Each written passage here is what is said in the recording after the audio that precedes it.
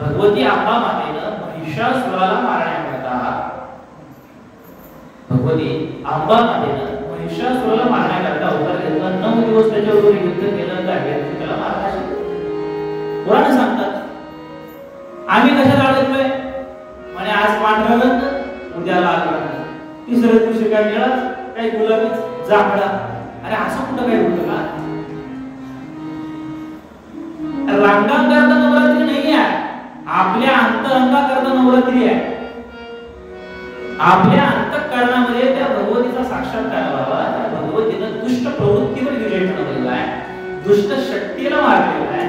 आपण आपल्या अंतःकरणातील दुष्ट विचार, दुष्ट प्रवृत्ती, काम, क्रोधादी क्षय विकार यांच्यावर बंधन निर्माण करण्याकरता उपासना आहे नवरात्रीची.